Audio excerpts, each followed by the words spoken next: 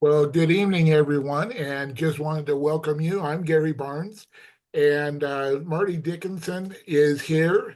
And a while back, he introduced me to someone that I got very excited about because I think everybody is coming on right now that either you are speakers or have a desire to be a speaker.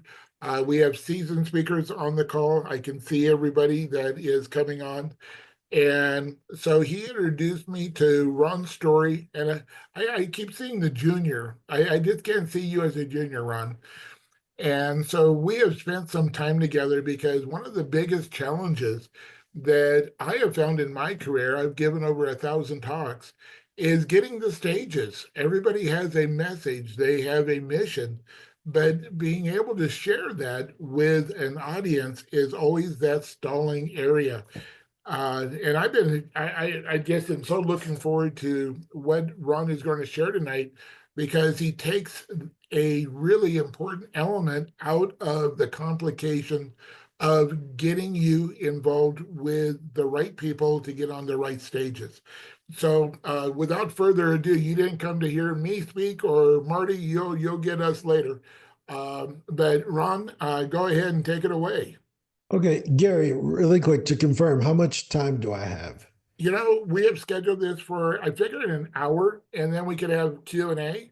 Okay. So we're going to be here. And I'm here for you, and we just don't want to wear people out. But the thing is that, oh, I should say this.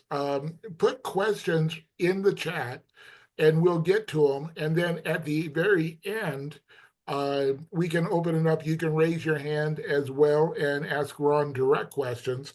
But I don't want to take the interruptions during Ron's, talk, because it'll take us probably 3 hours.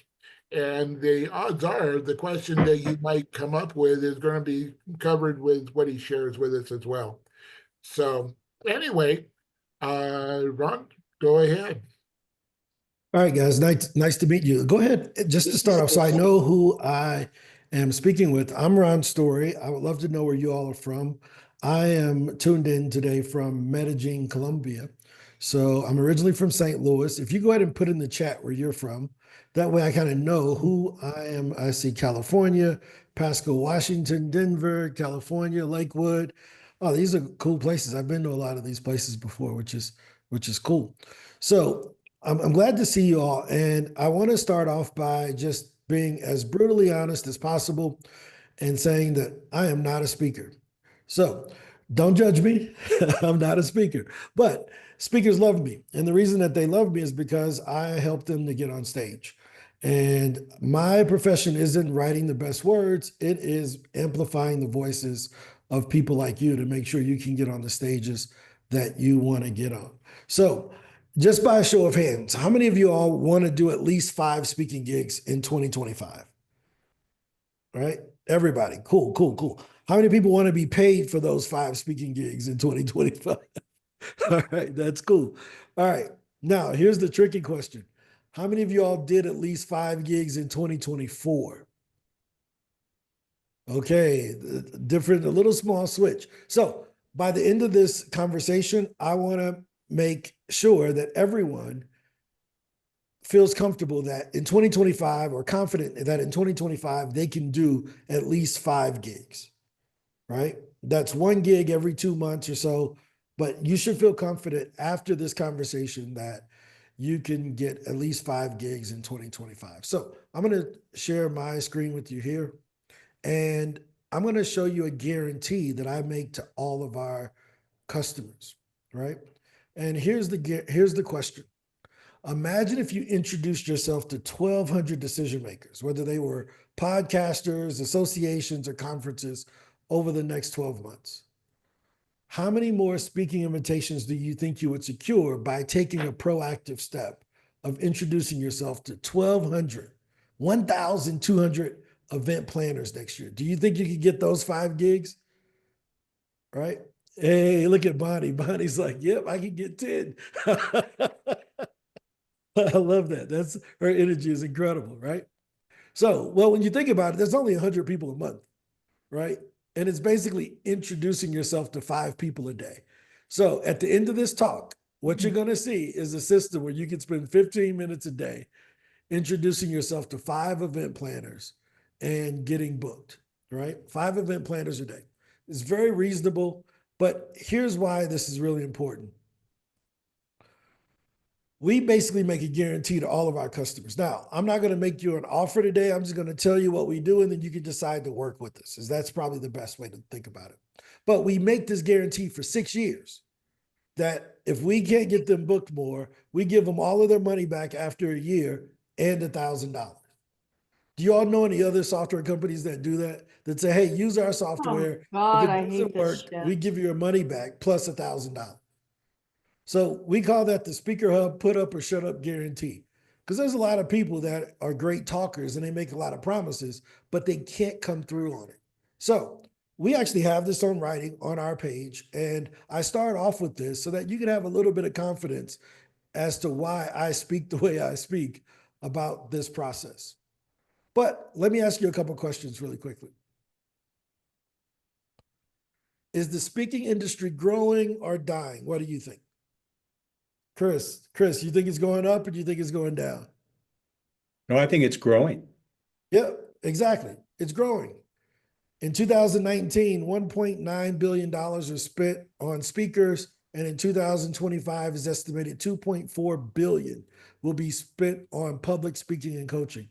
How many of y'all want some of that? Yeah, definitely. I know I do, right? But we're part of a bigger industry. It's not just about speaking. When you speak, you're usually teaching or trying to educate somebody on a new skill or a new outcome. Do you think online education is growing? Yes. Heck yeah. Heck yeah, it's growing, right? It's $49 billion in 2023. It's going to 6X by 2032. It's growing by 24% per year. Why is that important? Because we're all a part of this. And with the advent of AI, it's introducing $1 trillion opportunity. Why? Because nobody's teaching. There's no public speaking degree at Stanford. But somebody like Gary has to do online education to teach people about public speaking. There's no online marketing degree at Yale. No, there's all these things that we have to learn, and it's not going to be a traditional institution that's going to teach it. It's going to be coaches and leaders just like us, right? And that is going to be a big deal because, as we all know, the degree in American history doesn't pay as much as it used to, right? So here's the difference, though. 2025 can be your best, I believe will be the best year ever for thought leaders because you can take advantage of all of the new technology, the AI, all of the new stuff that's working. But being a speaker just won't be enough going forward. In the past, you could be Les Brown and just get up and motivate people and they would give you $50,000. But guess what? Now the marketers have realized that, wait a minute, if I get up and I give a talk, people look at me differently and they buy my courses or they buy my trainings. So the marketers are becoming speakers, but the speakers have been resistant to become marketers. So it's smashing down the speaking fees because the person like me is willing to go speak for free because I can sell to the audience.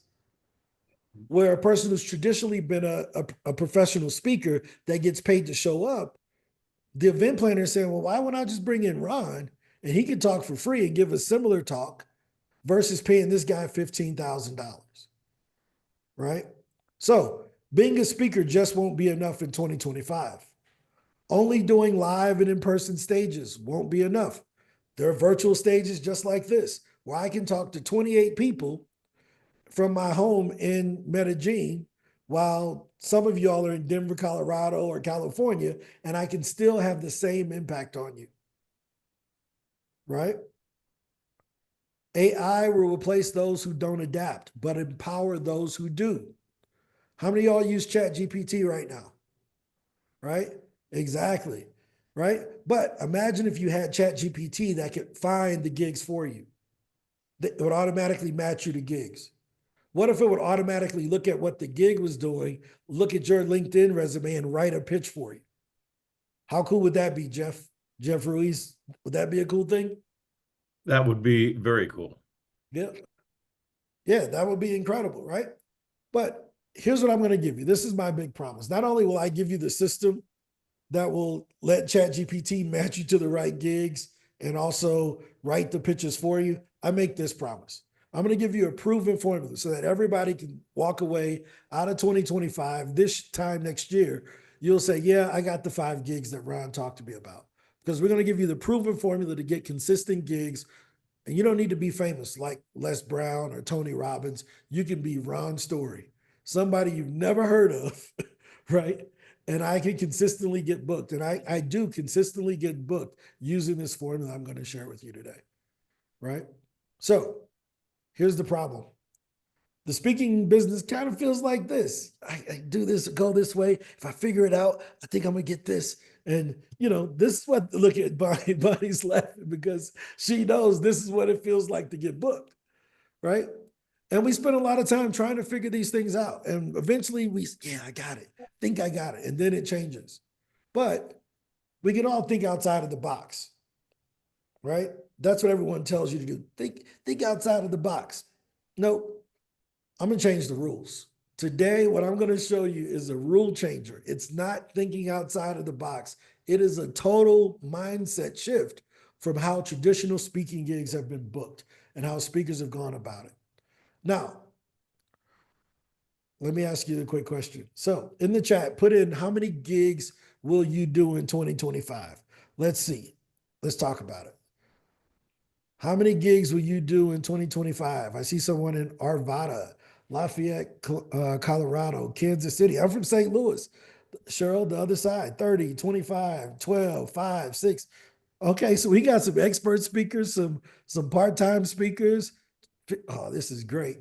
Great. 15 from Coach Jerry, Kim Matthews. Okay, perfect. 25, I love that. Good numbers, right? The next question is, how much will you make from those? Now, you don't have to put that in the chat. You can keep that private because I don't want someone like, man, Bonnie gets paid that much to speak. Nope, we'll let Bonnie keep that a secret. You know, nobody will judge her, right? And here's the other thing. Do you have a proven plan to achieve that? So I saw some people had 20 gigs in there. If someone said you had to bet your life that you would do those 20 gigs next year, do you have a plan or a strategy to make sure that you would hit that first number that you put in? If you don't, I'm going to give you one. So let's go. Why do you think some speakers struggle to reach their goals? Any ideas? Why do you think most speakers aren't booking 50 gigs a year anymore? Graham, what do you think? I think you're muted. You got to unmute a little bit. Don't have a system. I like that one. You know, maybe they don't have the confidence to go for it. Yep. So can't get to the meeting planners, don't have a system. Yeah, that's a good answer, Graham. Poor prospecting. Kim, great answer, right? So I can tell you the reason that I believe, right? I can tell you for sure it's not because they're not disciplined. All of you all are successful. That's how you got to where you are. So we know it's not a lack of discipline. It's not procrastination. It's 8 p.m. where I'm at, and you're on a Zoom call trying to get better. So we know you're not like, oh, I'm gonna waste a bunch of time. It's not a lack of confidence. It's not shiny object syndrome. Definitely not intelligence or bad coaching, because Gary knows what he's doing, and so does Marty. It's a lack of leverage. That's the only thing. And I'm going to show you why. Check this out. Every business that I know that wins, they've used leverage. And they've used 4 different types. They use capital, meaning that they can raise venture capital money or they can invest their own money to buy tools and things. They use cooperation, other employees and things of that sort, or teammates. They use code, which is software, and they use content, meaning they do things online. What I'm gonna show you today has all 4 of those in one system. It's going to use capital, code, cooperation, and content all together in order to get people booked easily. So here's what you're going to walk away with: the 4 mindset growth hacks, the space formula, and then the speaker flywheel. So let's talk about it. Why should you listen to me? Since 2018, I've worked with over 1,000 speakers. I've booked over 10,000 meetings with event planners, podcast hosts, and press, right? This is what Les had to say about me. I talk with him maybe once a week, and he's like, dude, you got to tell more people about SpeakerHUB. But this is what he had to say about me, right? This is what Christine Miles said.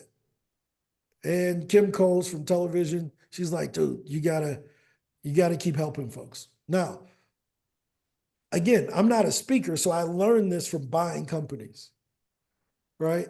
So I was a growth hacker. All I did was buy a data company, bought a speakers bureau, bought a PR company, bought SpeakerHUB. And I took the expertise and I said, oh, here's how we package that up. So let's go through it. From this company, I learned that you can book beginning and experienced speakers just by contacting the event planners directly. I don't have to wait on them to find me. I can just reach out to them. No matter what your experience level, you can get booked just by reaching out directly to event planners. I saw someone say the thing that's missing is the contact information. We're going to give you that. The second thing I learned is that being a guest on a podcast can generate more revenue than a speaker could speaking live. Who would have ever thought that? This presidential election just went by, and in the thank you speech, President Trump thanked 5 podcasters: Joe Rogan, Theo Vaughn, Patrick Bet-David, and 2 other guys, the Nelk Boys and 2 other guys. He thanked 5 podcasters, not NBC, CBS, Fox, New York Times, 5 freaking podcasters. The world used to be run by megaphones. Now it's run by microphones. Little people in their house with a microphone that can reach millions of people. So podcasting is really important going forward.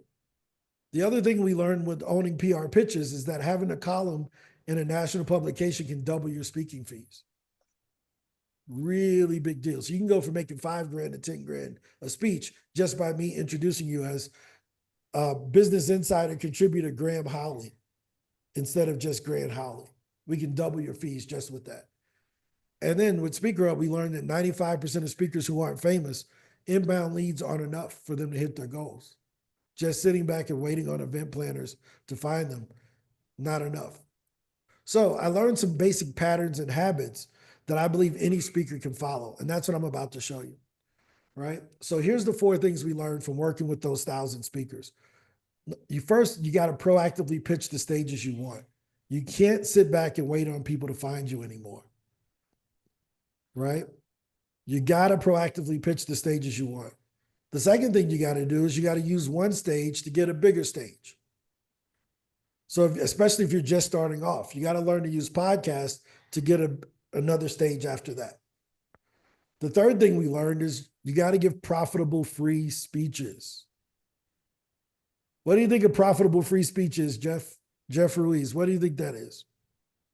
I think a profitable free speech would be talking about something that you are a subject matter expert in, something that you do specifically, a service or product that you offer, and telling the audience about it and giving them an incentive to contact you. Yep, giving them an incentive to contact you. So even if you don't get paid up front, you get paid on the backside. There's 3 ways to get paid: before you arrive, during the event, and after the event. Today, I didn't get paid to show up here. Nobody is paying me now. Nobody's sending me any money now. But hopefully I do a good enough job that you all will want to work with us down the road. Does that make sense? So every speaking gig, the best speakers get paid at least 2 out of those 3 ways. Even if they pay you up front, you better figure out how to get them to give you some money on the backside too, meaning by going up and doing what you need to on the stage so that they find you afterwards and they say, Cheryl, Devon, you did a really great job. Can you come speak at my company? Can you do a workshop for 4 hours on how to do X, Y, and Z? Even though you got paid to show up early, they find you afterwards and they ask you. The 3 ways: before, during, and after. The best speakers are getting paid in all 3 ways. They've learned to give profitable free speeches. And the fourth thing is that they invest in the right people and tools. That's probably the biggest leverage point, is that they have an assistant or they're buying data. They're doing something to get ahead of everyone else. So here's what it normally looks like. Most speakers are scattered. They do a podcast over here. I got an association gig next week. I got a conference. Eventually I'll do these other things, but it's never really organized. It's not in a linear path. We found that some of the better speakers in the middle, they kind of, okay, I know I have 5 podcasts, have this many associations, have this many conferences. But we found this thing called the flywheel that the best speakers were doing. And how many people know what a flywheel is? Any fly fishermen in here? That in Colorado, they got to have some fly fishermen, right? So a flywheel is something that basically starts off slow and then it picks up momentum over time. I'm going to show you how they do that, right? So in business, it basically means starting small, and every small action adds up over time to bring more and more success to what you're doing, right? Here's what happened. Check this out. We started calling this thing the speaker launch formula. And here's what it basically means. SP plus A equals CE. Any scientist in here will get what I'm talking about. So the first thing that the best speakers had was the strategy. Their strategy had to get them to where they were trying to go. Your strategy is basically determined by your goals. If I want to only do 5 gigs and Sherry wants to do 35 gigs, we got to have different strategies. Would you agree? We can't get there the same way, right? So that's what we're talking about. Let me show you our strategy. We believe that you need to use something called the speaker flywheel, where you're getting inbound leads, meaning the people looking for you, and you're getting outbound leads where you're pitching the stages you want to be on. Any questions about this, right? Anybody in here, how many of you all got inbound leads this year for your speaking gigs? Right? How many of you all are currently doing outbound pitching for your speaking gigs? Right? Cool. Cheryl Edmond, I want to ask you a question, if you don't mind. How are you finding your data for the outbound leads? Well, I'm connected to some professional organizations that specifically have a speaker once a month. That's one organization. And then when I speak for them, I also ask for referrals from that particular event. Okay. So, and then I have another local organization that is the Fullerton Women's Club, and they're always looking for speakers and also, helps. So I have a really strong background in Myers-Briggs assessments. So that's kind of the hook that I use for, further work too. No, that's really incredible. And Bonnie, how do you do outbound currently? I think I saw you put your hand up. Both. The Facebook group, the podcast guest connection. I have found people looking for guests there and have gotten some podcasts there. And then on other people's conferences and such, especially when there's breakout rooms and you get to talk with people who are speakers or are looking for speakers, have gotten some things that way. That is great. Yes, you have to combine inbound and outbound. And the main reason is you don't have control over inbound. If I said, how many people are going to contact you tomorrow about speaking? Nobody can guarantee me how many people are going to contact them. But you can control your outbound. You can control what you do regarding reaching out to other people. So that's what we believe. And we believe that if you're a smart speaker that's just starting out, you can use smaller stages to get on larger stages, right? So let me give you a great example. If I was starting out tomorrow and I had never spoken before, the first thing I would do is I would go on as many podcasts as possible. The reason being is that I could use those podcast interviews, and when I send my pitch to a local association, I'm going to include a link to that podcast interview so that they can try me out before I come in and embarrass them, embarrass the president of the association, and I get up there and I don't know what I'm talking about. So they can try me out to make sure that I'm legit. So then I get the association gig. And then I take my nephew with me and I say, hey, here's my phone. Record me up on that stage every minute of my talk, right? And I go to a website called Fiverr and I have them create a speaker reel for me for $20. And I send that to my conferences. And then once I've done a bunch of conferences, I use that and I reach out to Forbes or Business Insider and I say, hey, I've spoken at the National Realtors Conference in 2022. I spoke at the Insurance Agents Association Conference in 2023. I did this thing. I want to talk about sales. I want to have a column on sales. And they say, okay, cool. So then now this flywheel just keeps building and I continue to go on podcasts. I continue to get association gigs and I'm just using one to get another. Because if I write for Business Insider or Forbes, when I reach out to a podcaster, they're more likely to book me now. The bigger podcast would love to have a Forbes contributor come on and talk about something, right? The bigger associations would love to have someone with an authoritative, oh, you've spoken at our national conference? Of course you can come talk at our local one. So we're just going to keep that flywheel going just like you would any other thing that builds momentum. So we call that the speaker flywheel. That's our strategy. That's what we live by. And we'll be using this forever because we haven't found anything that beats it when it comes to leveraging one stage to get another stage. Is that fair? Cool. Any questions so far? Any questions about what we've talked about over the last 20 minutes about adding leverage in that strategy? Yep. Any questions or feedback? Cool. Okay, go ahead, Cheryl. What's your question?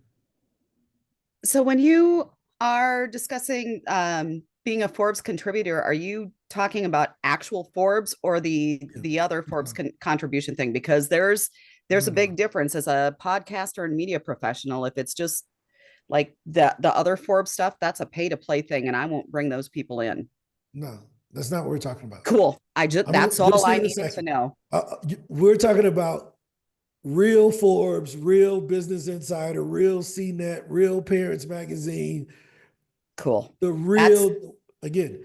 That was the only thing that I needed to have cleared up right there. That we're cool. We're good. A lot of PR companies focus on getting you featured, meaning someone's going to write about you, right? And then what happens is that writer may try to, hey, if you give me a couple bucks, I'll write about you. Right? But what they don't know is that they're risking their career because Forbes and the bigger companies will kick them off if they accept pay to write. Absolutely. Right? So what we figured out, we said, well, look, why don't we just get credible people?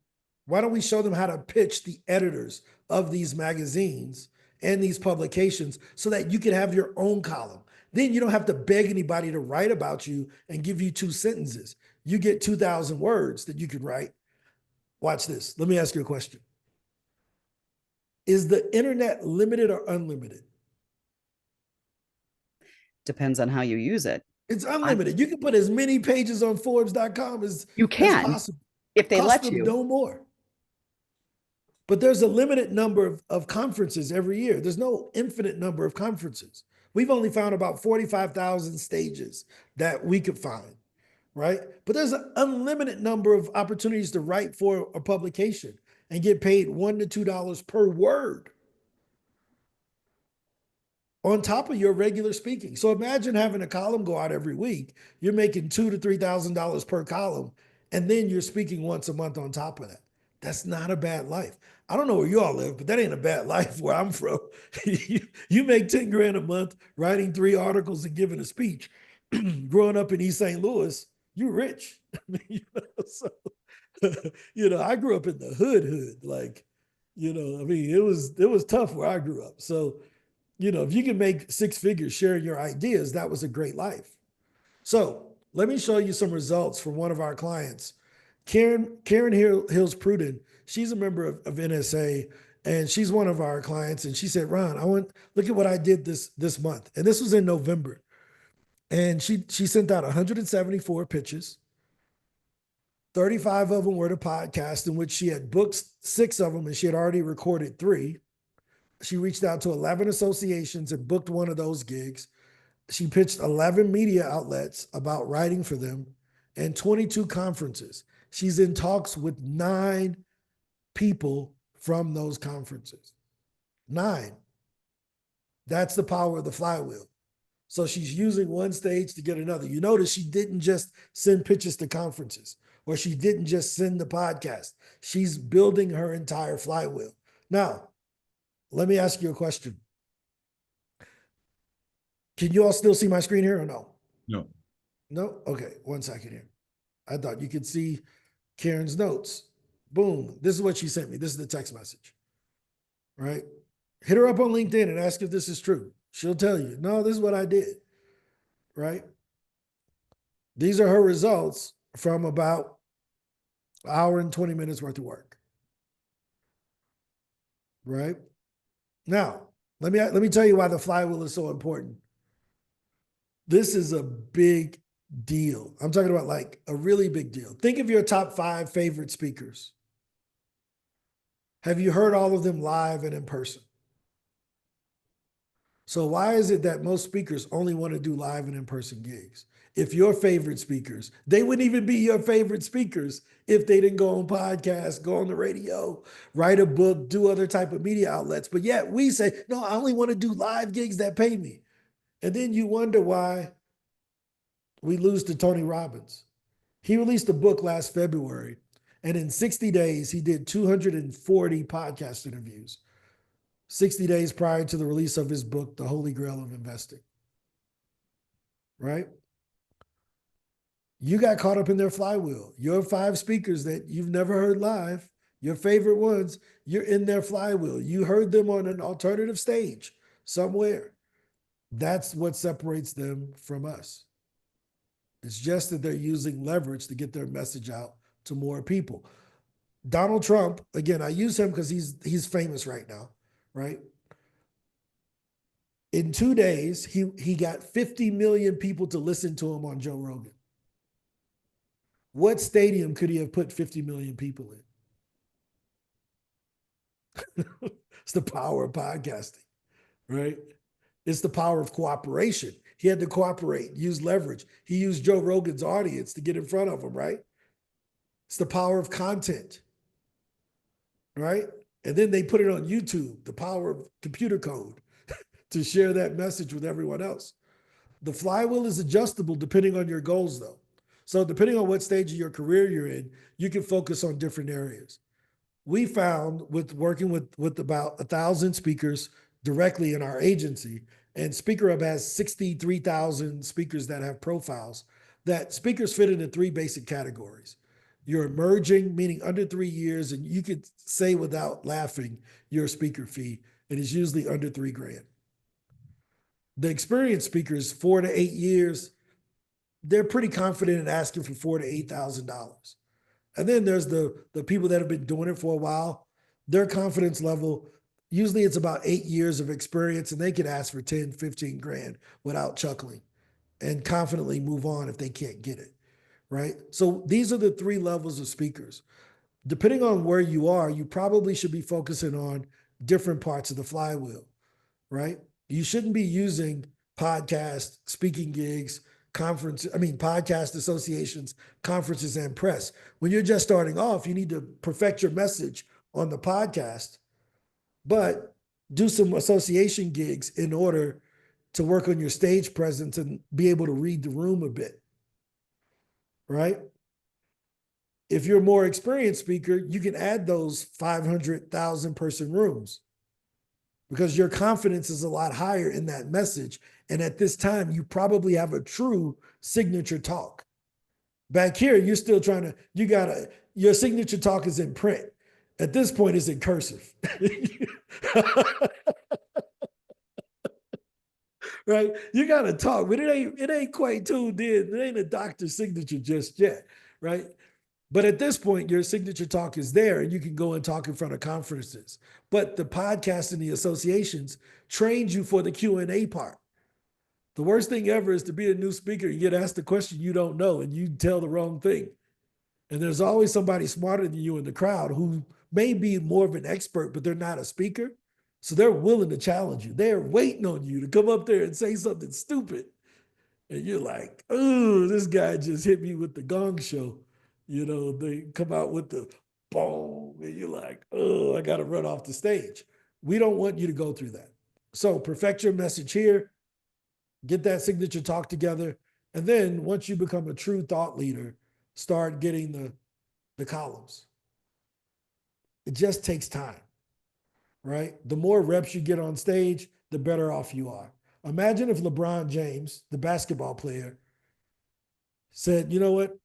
I'm 7 years old. I know my dream is to go to the NBA. I'm not playing basketball ever until they pay me.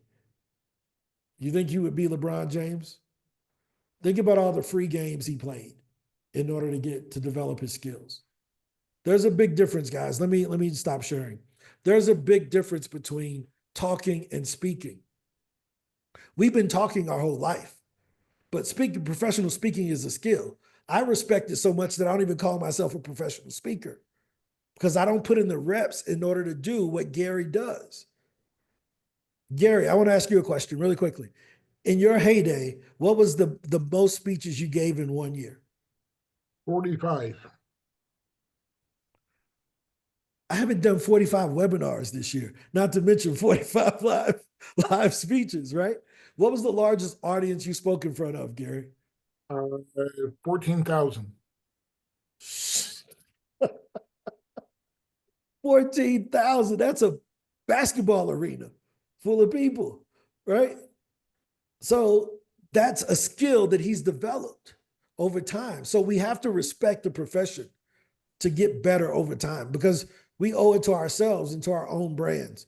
So I just want to let you all know we have a plan for each level of speaker. The next thing we all need is a process, though. So if you got a strategy and you got a process, you're unstoppable. Remember, your goals also determine your process. If I'm trying to build a little house, I need a different strategy than if I'm trying to build a skyscraper. But the process that we go about on a daily basis has to be different also. So when we think about processes, there's two types. There's passive and there's proactive. A passive process says, I will do nothing and expect results outside of my control. Where a proactive process says, I'm going to do something and expect something within my control. The reason why that's super duper duper important is because passive and proactive processes lead to passive and proactive outcomes. And here are some of those activities. Passive outcomes are referrals and inbounds. You can't control those. But you know what you can control? How many outbound emails you send, how much content you create, how many phone calls you make, how many of those in-group sideshows that you go to, like Bonnie was talking about. I go to a group and they have a webinar and I go to the breakout session. You can control how many of those you attend, right? You can control your outbound. So what we've learned is that the best speakers succeed by focusing on the things they can control, like outreach and content. We've all heard this before, right? I didn't know it was about speaking, right? God, grant me the serenity to accept the things I cannot change. Stop right there. God, grant me the serenity to accept that I can't control my referrals and my inbound speaking requests. But I need the courage to change the things that I can. I need courage to send these emails every day. I need courage to ask people if they would invite me to speak at their association. Because that's where you experience the rejection, right? But I also need the wisdom to know the difference. That if I'm going to build this business, I got to know where to focus. So when we talk about a process, I can give you, based on over 500,000 emails sent in 2023, what to expect. So if you got the right strategy and you say, you know what, I need a process that's predictable. For our emerging speakers, we know if you reach out to 2 podcasters a day and 3 associations, at the end of the year, you'll be on 48 podcasts and you'll have 12 small group speaking gigs. This is what our guarantee is about. I know if you do this work, this is the outcome. For our experienced speakers, we add conferences. If you reach out to 2 podcasts, 3 associations, and 5 conferences, you'll probably end up on 48 podcasts, 12 local gigs in the associations, and doing 1 conference every quarter. This lines up almost exactly to what we saw with the data from Karen. You remember she had gone on 6 podcasts, had a couple associations that she had talked to, and she said she's in talks with 9 conferences. She hadn't booked one, but the data lines up that she's doing the work. So at SpeakerHUB, we don't teach courses, we give recipes. I don't need to go to culinary school to learn to make a grilled cheese. Someone should tell me to butter the bread, put the cheese on it, warm up a pan, put it in there, and I should have reasonable expectations that the cheese should melt and I should be able to eat it in 10 minutes. I don't need to be a chef to do that. We don't think you need to be a professional booking agent to be able to send pitches. Is that fair, Chris? You agree with that, Chris? Do. How do you say it? Natsky? Or Yes, Natsky. Hey, there it is. Right? I was right. And if you're a full-time speaker that's doing it, this is your full-time gig, we think you should be on at least 2 podcasts a week. You should be speaking at 2 local associations a month. You should be doing at least 2 conferences a quarter and probably putting out 4 publications every single year, meaning you're writing consistently for 4 different publications. If you're doing this, you are a thought leader. Right? This is the formula. Now, everybody's approach is different based on your topic, your audience, and where you're located. If you're in New Zealand, you're going to expect different results. If your topic is on how to shoot free throws in basketball, that's going to get different results than someone who's talking about leadership. So the key is to find your own formula. Now, I'm going to make a goofy joke that I think you all will understand, that I think will drive this point home. Imagine I went to the gym and I said, how many sit-ups is it going to take for me to get a 6-pack? They don't know. Depends on my height, my weight, my body composition, how hard I'm willing to work. So Cheryl Devon's results will be different than Bonnie's. Cheryl Edmonds will be different than Gary's. It'll be different than let me see who else is in the room here. Tina Brandow's. Everybody will have different outcomes because you all talk about different topics and you all are willing to travel to different places, right? You all have different income goals. But what we wanted to provide you at SpeakerHUB is a complete system that allowed you to do all of that. So, Jeff, I made a promise to you earlier that I would show you a system that would use AI to find the gigs for you, write the pitch for you, and send the pitch. You want to see it? Sure, let's go. You want to see it? All right, let me show you. I'm going to show you this really quickly, right? So let me share my screen. And Jeff, you're going to be my example for the day. Is that fair? Okay, let's do it. All right. So I'm going to put Jeff Ruiz. And what's the name of your business, Jeff? Just Right Productions. Just like this or RIGHT? Which one? RIGHT. Okay. All right. And where are you located? In Aurora, Colorado. Aurora. You're over there with a lot of folks I know from Denver and Aurora. That's cool. And are you a speaker coach? Yeah, actually both. Okay. Right. And if you had to sum up what you did in one sentence, what would you say? I help who to do what? I help aspiring authors get published. Oh, I like that. And do you have your own proprietary formula? I do. I have a 3-part formula, yes. Okay, what's it called? By using Consulting skills, editing, layout, and design, just roughly.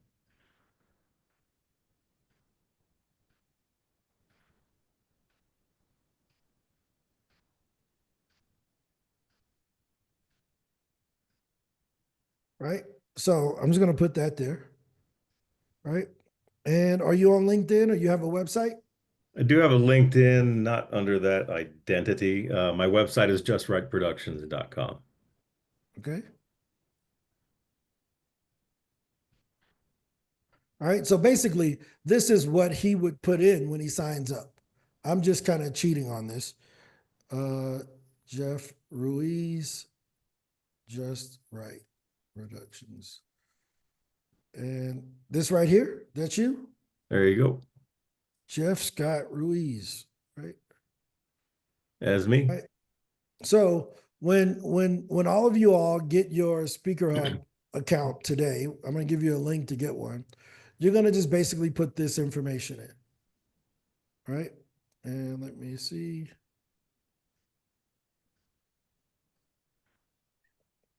All right. So I think we should be good. And I'm going to click save. Why isn't it letting me save? Oh, I got a line at the end of here. 1 second. Take this off.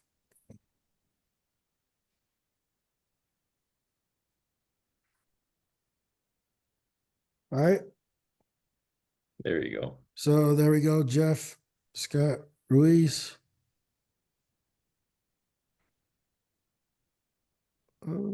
Why is that doing it? Here, let me just leave it off. Oh, I put it in the SpeakerHUB profile. That ain't the SpeakerHUB profile. It's LinkedIn. There we go. Cool. Now, here it is. Here it is, guys. Check this out.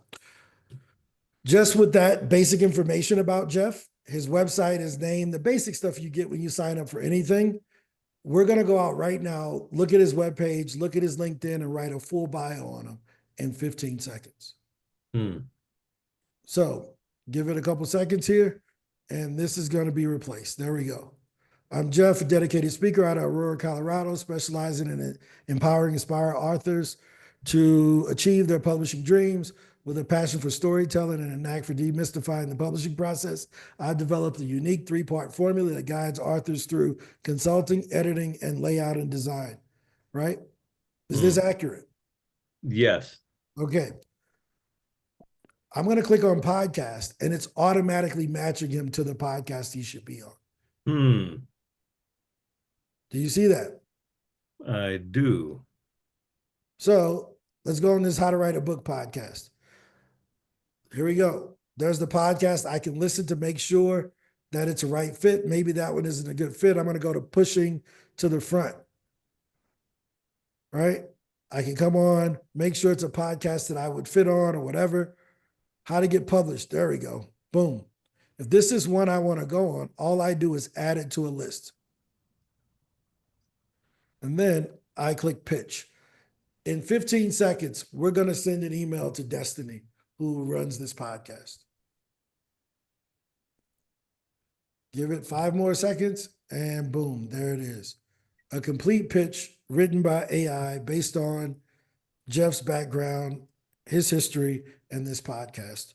I don't know if y'all can see that, but I'll zoom in. Oh, I just erased it. Let's do it again. All right. But in 15 seconds, I have, there it is. It brought it back for me. Boom. That's a perfect pitch for Jeff to go on this podcast. Wow. How cool is that? That is very cool. Do you think you could do 5 of these a day? Oh my goodness. Most definitely. Yeah. Even But though I maybe look he didn't different at like the what bottom his- there. What were you going to say? Even though I look different at the bottom there. Oh, yeah. You got a different tan in this photo. You got a different tan. Maybe you don't like what it sounds like. Maybe you have a little bit more personality than I have. And you said, you know what? I want to rewrite this, but in a more funny way instead of this professional crap Oh, wow. that Ron wrote. Give it a couple seconds and it's going to rewrite it in your voice, but funny.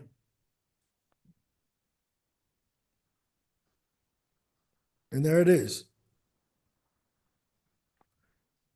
Okay, that's amazing. You can set the tone. Yeah. Right? Wow. Wow. So you can go in Nice, and Ron. edit this, say whatever you want to say, but this is what we do.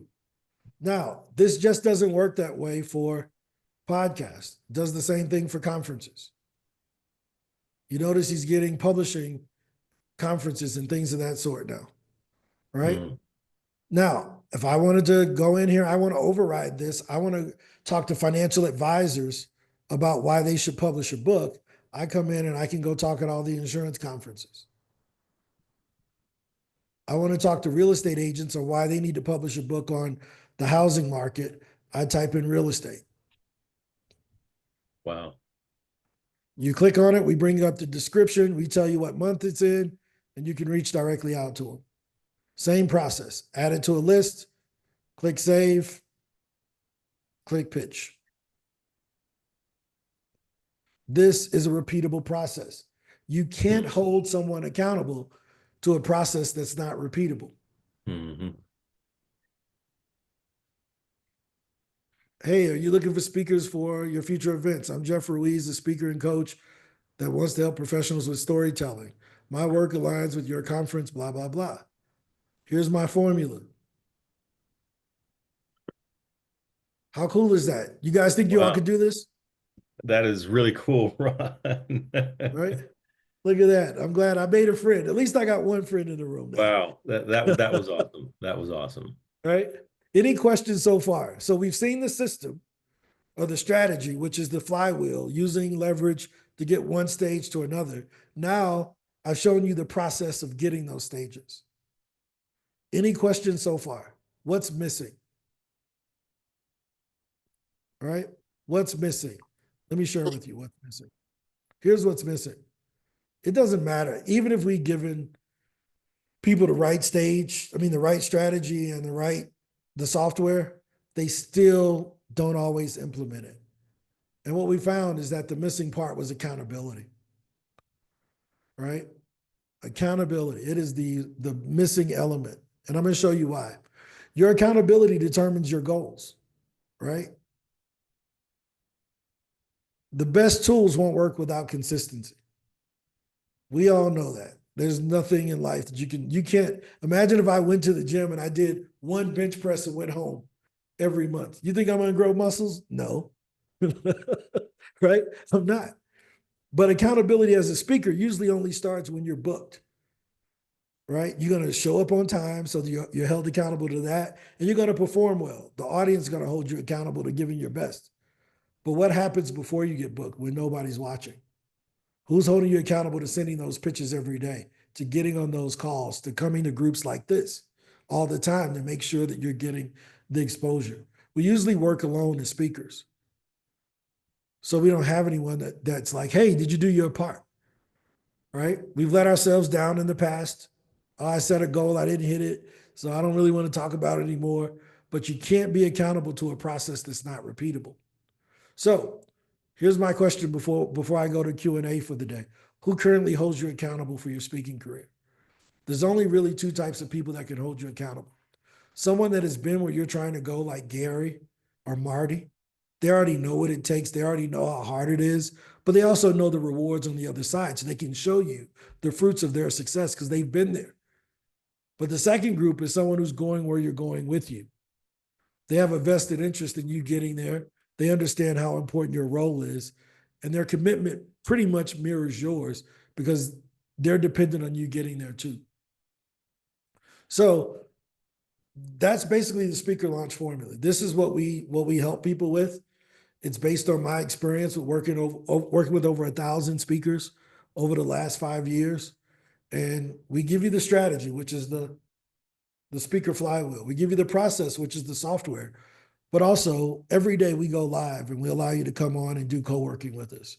So we can make sure you're sending your 5 to 10 pitches. Some people come in, they send their 10 pitches. They say, all right, Ron, send my 10. I'll see you later. Others come in, they stay in for a whole hour. They ask a bunch of questions. They're trying to do more advanced things. We help them. That's what we do. Any questions? Marty? Yeah, just a question that I know the answer to, but I think everybody should hear this question and the answer. What happens when somebody actually responds to one of those emails? Where does that email go? Yeah. So all of the emails that are sent from our system, look at old Jeff Ruiz. He got that 10 working. I see him, right? Lifetime Oh. unlimited. Thanks, Ron. Yeah, that's me. That's what you get when you own the place, right? Right? But all of your sending comes from your personal email accounts. They don't know we exist. So you connect your email to our system and you send directly from our software. You can track every email that you sent, everybody who's replied, everything that you've booked. You can even put in notes. You can see I put in some notes down here. Hey, call Brent back in February, so forth and so on. It's everything you need all in one place, right? Market is booked. Did you get booked? Yes or no? All of that is there. Now, there was someone who said they subscribed to a lead list. I can't remember exactly what it was, but maybe you have your own CRM. You can click here and upload your own leads and use our AI to pitch your leads that you found. Right? But what if I could show you, Bonnie, you want to see something cool? What when you go get it, when you go give a talk, how do you get referrals to the next talk? Make an offer. Make an offer, right? Let me show you an easier way to make an offer. Imagine if you could create a QR code that you could use. You could design it yourself. And if you want to try it, go ahead and you can go ahead and shine your phone at this. And I can give away whatever I want to the audience just by putting this in the bottom of my slide. Imagine how many times do people say, man, can I get a copy of your slides? They can automatically do it, but you get their contact information. Here's what it looks like when you click on that QR code. When someone shines their photo at it, it brings them over to this page. And it says, how is Jeff's presentation? Still thinks I'm Jeff, right? You put in your name, leave a review, leave your comments, and say, yes, I'm interested in booking Ron to come to my company to talk. All of that automatically shows up here under leads. And I can see all of my reviews and everything right here. Ann McNeil, she says, hey, awesome framework. But she said she didn't want her review public, so it's private. She won't allow me to show it. That's okay. But what about this young lady, Sharon? Sharon had no problem. I can come here and I can reach out to Sharon. She said I can contact her. It writes, the AI will write based on that review, a response to Sharon thanking her.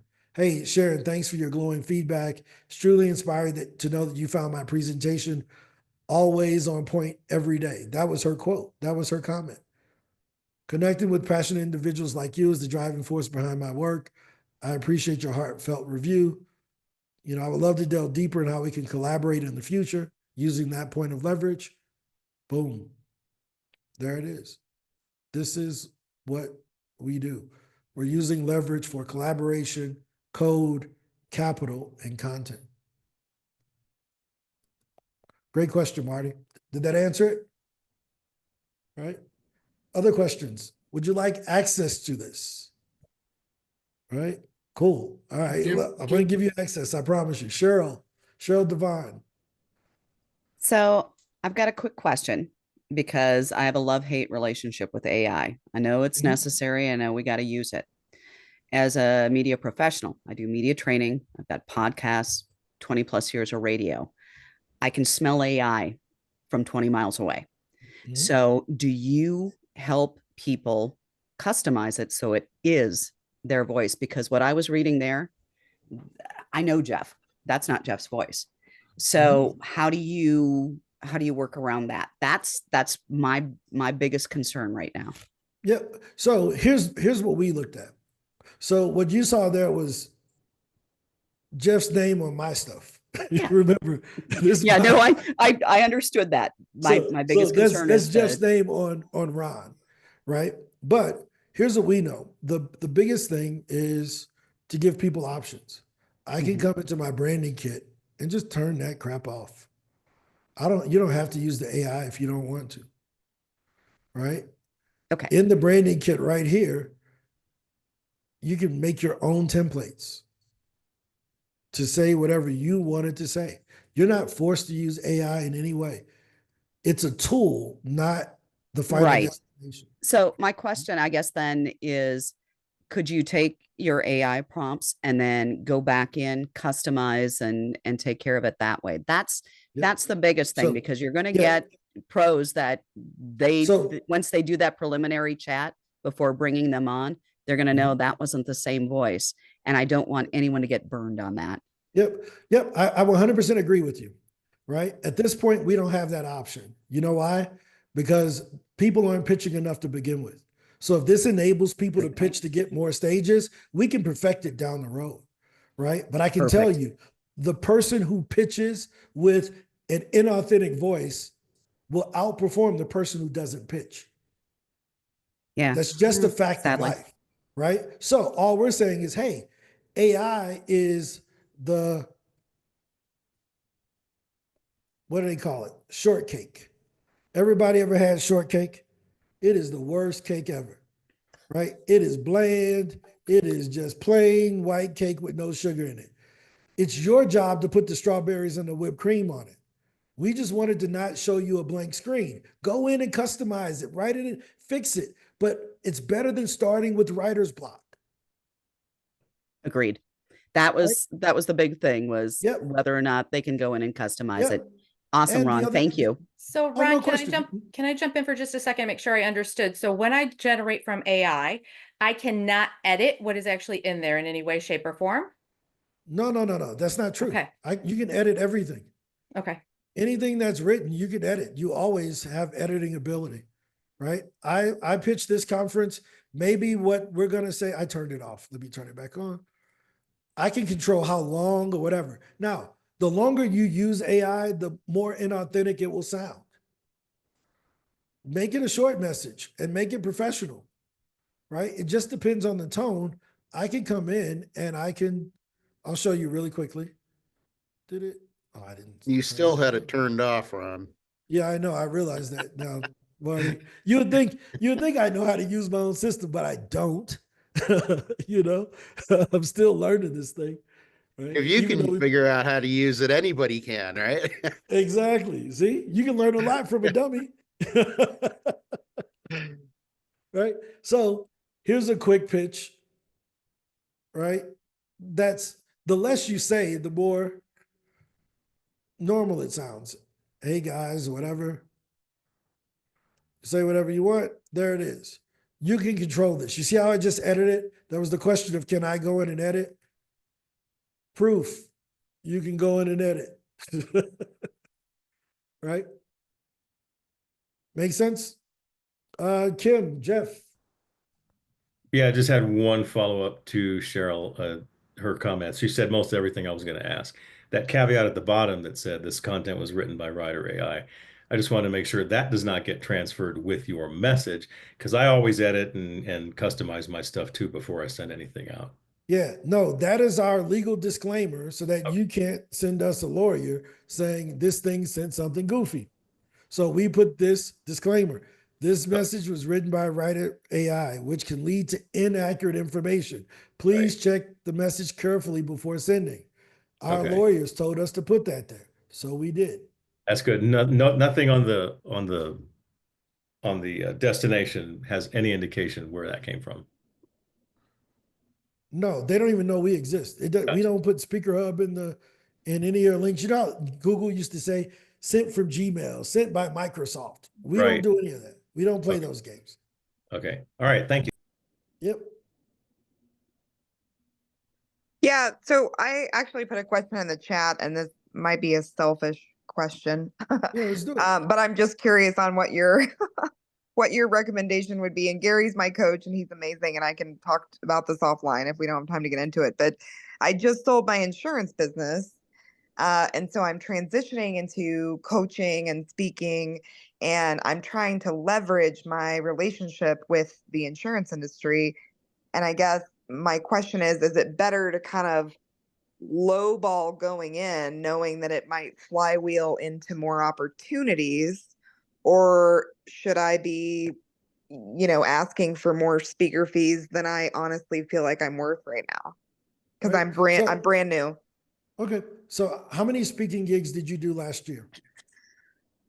One counting Gary's speaker boot camp. Okay. So So, I'm brand new. so my concern really isn't about the fees because I think you should ask for whatever and people should pay you whatever they want to pay you. I just think you just need more reps, right? Because the more reps you get on stage, the more confident you are about asking for that fee. Does that make sense? Yeah. So I use my LeBron James example. Imagine he played one Pee Wee basketball game at 7, and he's like, "Yeah, I need $19 million." Like, wait a minute, kid, you played one game, right? But if as he gets better and his skills get better, the fees will come because it's apparent that he's worth that. Right. So Okay. Gary can coach you more on what to charge. Our thing is we want to get you the reps. Right. The visibility, the leverage. Yeah. Yeah, you Okay. got to get out there. You got to be bookable. You got to Yeah. be event planner insurance. Yeah. That makes sense. Thank you. Yep. So that was a question about the QR code. Our system generates the QR code for you. You don't do anything. The system automatically, we bought a QR code company in 2020 and it generates these QR codes for you. So all I do is now it's a different one. I can put my photo in there. We can put the SpeakerHUB logo. We can do whatever we want. We generate those QR codes in-house. Cost you nothing. It's included. All right. Tina? Hello. I might have missed this earlier. What is the foundational model that all this is built off of from AI? Is it ChatGPT? So we use a couple of different things. Okay. So this gentleman here, Arnaldo Mueller Molina. One second.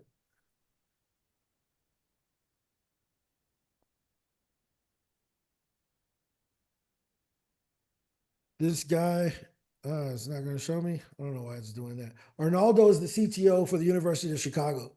He has a PhD in AI and things of that sort. And he is who helped us design our AI models. So we do use some open AI stuff, but we also have our own also. This guy right here. He's been a great friend of mine for the last 12 years.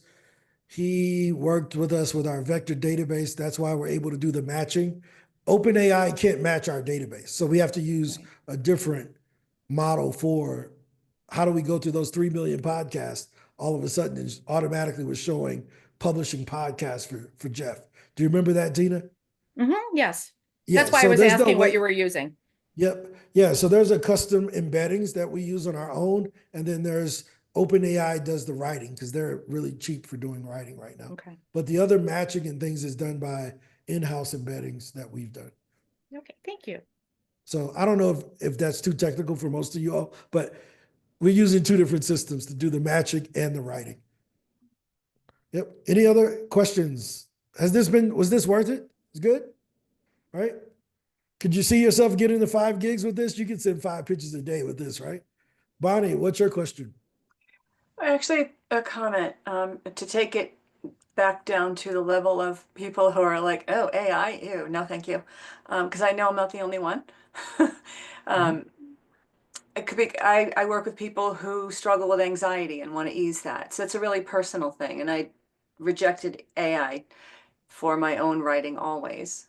On the flip side of that, I was a secondary school writing teacher for 23 years. And the one thing that saved my kids the most was having some ideas, some bullet points, something down on a document before they were asked to write. So that was never a blank page. So showing us that each of these individually that we put out can make whatever length we want and come from AI and then go in and revise before editing, revise what's actually said in our own language to make it more authentic makes me feel very differently about stepping into the AI on this level. So thank you. Yeah, no problem. Marty remembers when we didn't have AI and you had to write every pitch yourself. Adding AI increased in the month that we released it, December of last year, we 4x the number of pitches that were sent in the company. Why? It Because makes it nobody easier was for dealing with the people. blank screen ever again. Yeah, it makes it easier for people to be able to step into that, just like 15-year-olds when I was teaching them to write. Thanks. Yep. We want to give you the shortcake. You still got to put the sprinkles on there though. Make it cute, you know. Bella. Hi, yeah, I did have a question on calendars. Are we able to link our calendar, and then also are we able to set reminders? Yep. So you can't link your calendar, right? At this point, we haven't found why we would want to do that. We get asked that all the time, but in-house, we're like, how do you link a calendar if they're going to be replying back to your normal Gmail anyway? Gmail already has a calendar connected, and so does Microsoft. So there was no reason for the redundancy since the calendar comes directly, the reply comes directly back to your base email system that has calendars already implemented. Does that make sense? So it could be Gmail, G Suite, Microsoft, Outlook, whichever one. You can use your own paid domains, but we just use those as the basics of connecting. They have the highest deliverability.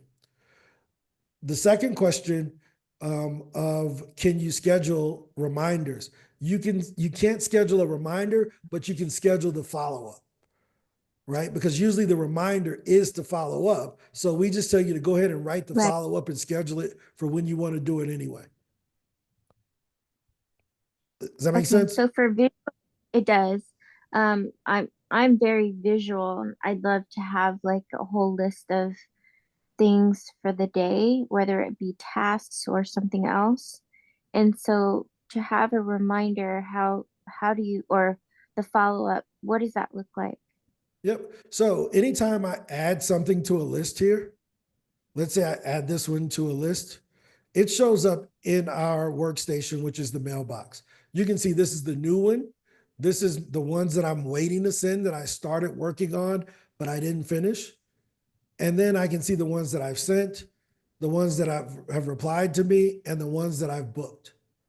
Visually, you can see if I click on here, I can see I sent Brent this email on the 30th. If I want to see the original email, I can click view. If I want to change the status, I can mark it booked or archive, or if the email happened to be wrong, I can click there. But if I want to write a new follow-up, all I do is click follow-up, and in 5 seconds, it's written a follow-up email related to the first email. But And you there it would is. need to go in there to see that though, right? I mean, there wouldn't be anything that pops up or for the day. I mean, I'm very calendar oriented and just, Yep. I don't know, by the hour. Yep. So right now there isn't, right? Okay. There isn't anything like that, but our workaround is that anything that's in the sent folder, the oldest emails that you've sent show up at the top, which means they require more urgent follow-up than the ones beneath it. I think if you use the system, because here's the one thing we know about software. We can all imagine how things work. You really don't know until you use it. And once you get in there and you use it, you say, oh, this makes sense. I don't even need this thing that I thought I needed, right?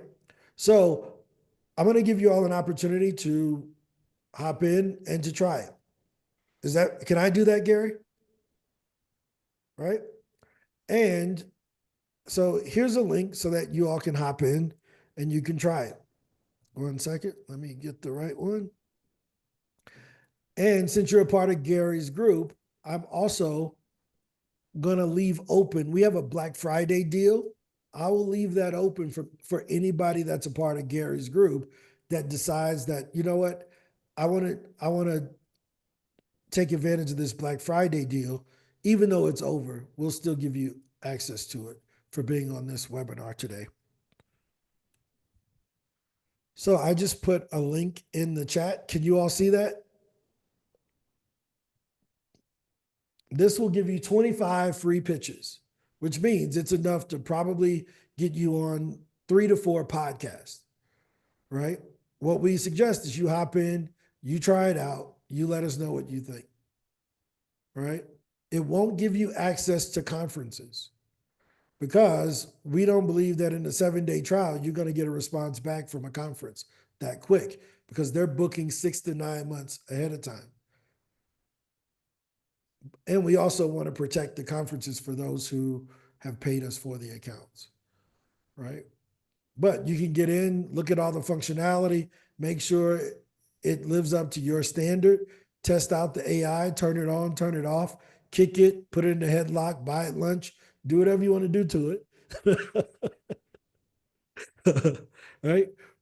How much is it after the trial? $18 million a day is the cost after the trial. And we get 50% of your speaking fee, right? So, no. So we have several plans. I'll show you this on the regular SpeakerHUB page, so it's larger. Our plans are really simple, and they're based on what I showed you earlier. We go from right to left instead of left to right. That's the Black Friday deal that I was telling you all about. You can click on there and get that. So if you're just starting off and you've never spoken before, I can't think of the young lady's name who just got out of her insurance agency. High five on that, right? You should be getting on as many podcasts as possible to start figuring out what your signature speech is going to be, or testing out the concepts of your signature speech. If you're an emerging speaker, this is ideal for new speakers that are building momentum, that are trying to do small gigs for the first time. So if you're new, you should be doing more small gigs and podcasts. This is what you get here. If you're an experienced speaker, part-time, you probably would be here. If you're an experienced speaker full-time, you would be here. The price is set up to where if we get you 1 gig, it pays for itself, right? If we get you 1 gig, it paid for itself. And you get to keep using it, right? Now, I'm a firm believer that if you send these numbers of pitches, that you're probably going to get more than 1 gig. That's our value prop, right? If we can help you to get on one more stage that made our system free, the amount of exposure and the extra gigs that you get, it's a pretty good deal. Ron, is this the Black Friday special or is this your regular pricing? This is every single day. I'm going to put the link to the Black Friday thing in here.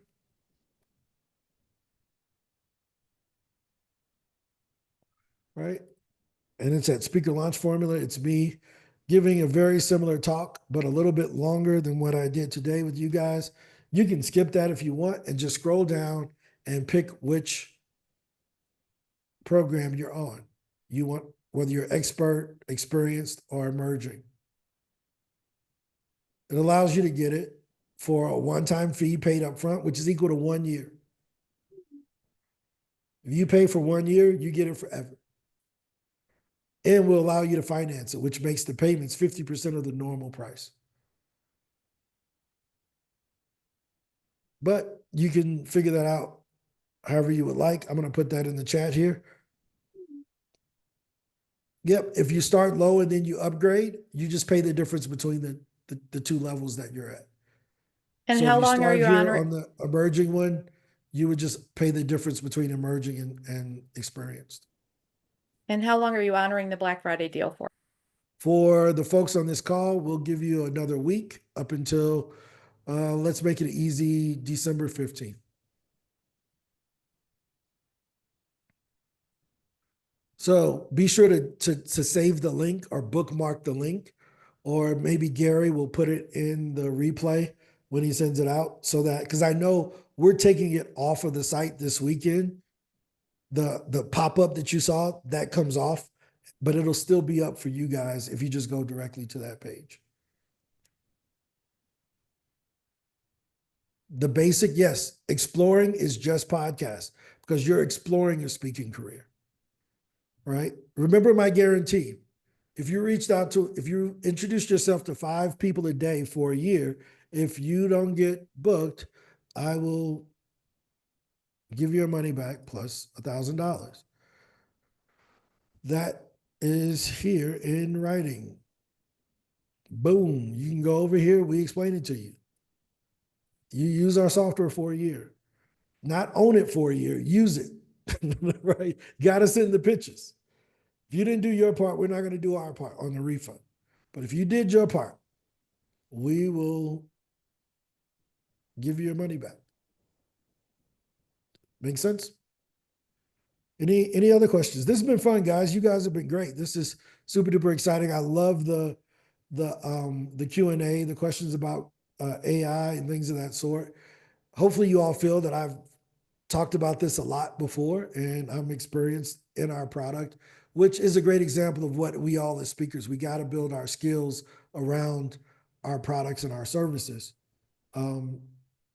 Yeah, I believe that this is the future of speaking. Well, Ron, thank you so much. Like I said at the very beginning, the biggest struggle for speakers is finding stages. And the second biggest struggle is applying to the stages once you do find them. And so while, there's some areas like, do I use AI? Do I not use AI? I think Bonnie had talked about, a blank screen. And if this is the thing that can get you at least on the docket, showing your hand, one of the things that I teach that everybody here knows about is to be seen. If you're not seen, nobody's going to give you an opportunity. And so it's, everything that I have seen about this program, I'm still enthused about. And is there a perfect program out there? No. But Ron has come the closest that I've seen. So thank you, Ron. And Marty, I think Marty's still here. So real quick, Marty, well, we'll do this. Marty is going to be coming on and doing a program with me on how to have a shot at doing your talk in front of other speakers and getting feedback. And he has an amazing program, and it's so expensive. I mean, it is one of the most expensive things on the planet. It is free, and he's been doing it for 4 years for free, and he's an amazing person there. But I don't want to confuse what we have been talking about tonight. But guys, whether it be this or something else, get out there, go do something, get on the stages, and become perfectly imperfect. That is something that I've had to do for a very long time. And when I do that, good things happen. So, Ron, any final thought you'd like to give everybody? Yes, I wanted to, one of the questions that no one asked is how much data do we have, right? So we have over 3 million podcasts. I don't know if you can see that. We have over 3 million podcasts and over 168 million episodes indexed, right? So let's say, for instance, I wanted to go on every podcast that Marty Dickinson had ever been on. I can type his name in and it's going to bring it up. Did I spell your last name wrong, Marty? Yeah, everybody I did. does. I put an E in there, didn't I? INSON. Right. I can type his name in and just go on all the podcasts that Marty's been on. Right. That's a cool thing that you can't do anywhere else. We have 209,000 associations all around the world, not just in the US, 173,000 media outlets and 45,000 conferences. It's the largest data set in the world, right? Regarding speaking. No other company has this. So I wanted to make sure people know that you can be confident that we have your topic. Got it? So thank you all again. Would love to have you around. The Black Friday deal is a lifetime deal, meaning you pay for 1 year. We give you access for life. We'll even finance it for you. And if it doesn't work, we'll give you your money back. Would love to get in the database. Oh, wait a minute. Hold on. Is this a challenge? One last thing. Wait a second. Kelly O'Hara, do you have a podcast? Where are you? I do Wait have a a minute. podcast. How are you? You think we don't have your podcast? What's the name of your podcast? The Six Figure Speaker Spotlight. Kelly O'Hara. Let me make sure. How You do I got to make spell sure it? you have the E in there. You Yep. did. It's shocking. Is that it? Did I spell it right? Yep. Do I got to put an apostrophe or something? No, I gave up on that apostrophe a while back. Okay. What is it? How, do I spell it out? Six-figure It's the speaker? six-figure, yeah, spell it out, the six-figure speaker spotlight. And is it already out? Is that podcast already? Oh, and you know what? They put it on hold while they rebranded it, so maybe that's why it's out. But Okay, it's yeah, been because out we for a only while. show, if you haven't published in the last 60 days, we Yeah, don't show I it. haven't. But wait a minute, but I'm gonna pull it up anyway. And let's see. Did I spell that right? Six-figure speaker spotlight. I know we got this in here. Six-figure speaker spotlight without the S. Six-figure speaker spotlight. Yeah, without that second S. Oh, maybe we don't have it. What the heck? What the heck? You better find it. No, okay, I'll know. send it to you. Yeah, send it to me. Maybe it's a 6 in there instead of the regular spelled out thing. How the heck did we not have that? I'm surprised. Me too. Yeah. So, but yeah, normally we have it. Six-figure speaker spotlight. Is this it right here? That's it. Oh, it has the dash. That's what it is. What is? It has the 6 dash. When did it get a dash? I don't know, but that's what it says. All right, and then I'm not going to bore you all with this. I'm losing my challenge. Let me see. Yeah, we still don't have it. So we'll add you. We definitely will add you in here. Please do. Yeah.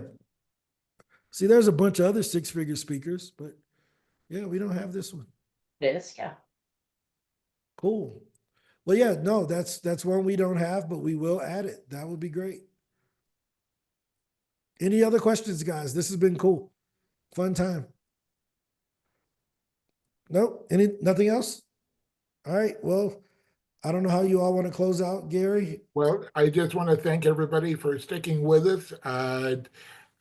This is, another tool, another opportunity. Check it out, see if it's the right fit. If it is, we'll see on the flip side with this, but either way, we're on the journey together. So I know that we'll see each other soon on other, platforms as well, and be able to see you guys on the stages. So again, just thank you very much. And thank you for those of you that are watching on the replay. So we'll see you soon. Talk to you later, guys. Thank you. Bye, everyone. Bye. And Ron, you're hanging out with us for a couple of minutes? Of course. Excellent.